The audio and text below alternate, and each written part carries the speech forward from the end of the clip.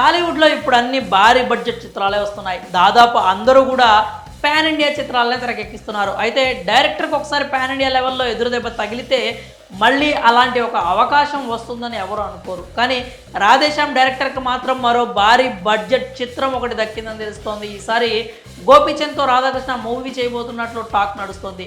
పైగా ఈ movie shooting అంతా దాదాపుగా విదేశాల్లోనే ఉంటుందని చెప్తున్నారు. అయితే చాలామంది మరోసారి భారీ బడ్జెట్ రాధాకృష్ణకు ఎలా దొరికిందనే ప్రశ్నలు కూడా వేస్తున్నారు. అందుకు కారణాలు కూడా లేకపోలేదు. ప్రభాస్ ఫ్యాన్స్కి కూడా రాధేశ్యామ్ నచ్చలేదంటూ చాలానే కామెంట్స్ విన్నాం. ప్రభాస్ కెరియర్లో అలాంటి సినిమా మేము ఎక్స్పెక్ట్ చేయలేదు అన్నారు. కానీ రాధేశ్యామ్లో ప్రభాస్ని చూపించిన తీరు మాత్రం అందరికీ ఎంతో బాగా నచ్చుతుంది. ఈ మూవీలో ప్రభాస్ని ఎంతో స్టైలిష్గా చూపించారు. కానీ ఓవరాల్ రిజల్ట్ మాత్రం అనుకున్న స్థాయిలో రాలేదు.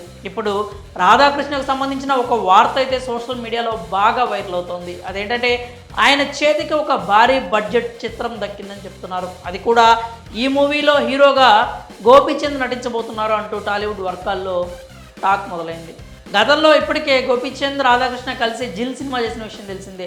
ఇప్పుడు మళ్ళీ ఆ కాంబో రిపీట్ కాబోతుందని తెలుస్తోంది. అది కూడా 70 కోట్లకు పైగా భారీ బడ్జెట్తో పాన్ ఇండియా లెవెల్లో ఈ సినిమా ఉండబోతోందని చెప్తున్నారు. అలాగే ఈ మూవీని యువి క్రియేషన్స్ నిర్మించబోతోందట. జానర్ విషయానికి వస్తే వార్ బేస్డ్ యాక్షన్ డ్రామాగా రాబోతోంది అంటున్నారు.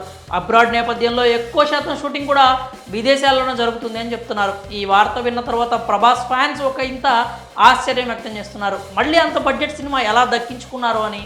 అయితే అందుకు బలమైన కారణాలే ఉన్నాయి. ఎందుకంటే డైరెక్టర్ రాధాకృష్ణ ఒక సెన్సిబుల్ డైరెక్టర్. సినిమాని ఎంతో స్టైలిష్గా తెరకెక్కించగలడు. పైగా టెక్నాలజీ మీద డైరెక్టర్ రాధాకృష్ణకు ఎంతో మంచి పట్టుంది. ప్రస్తుత సినిమాలన్నీ ఎక్కువ శాతం సాంకేతికత మీద ఆధారపడి తెరకెక్కిస్తున్నారు. అందుకే రాధాకృష్ణ సినిమాని బాగా హ్యాండిల్ చేయగలడని నిర్మాతలకు గట్టి నమ్మకం అని చెప్తూ ఉంటారు. 1-2 సినిమాల రిజల్ట్ని బట్టి డైరెక్టర్ టాలెంట్ని జడ్జ్ చేయడం కూడా కరెక్ట్ కాదు. ఒక మంచి గ్రిప్పింగ్ కథ దొరికితే సరైన హిట్ కొట్టడం రాధాకృష్ణకు పెద్ద విషయం కాదు అనే అభిప్రాయాలు కూడా వినిపిస్తున్నాయి.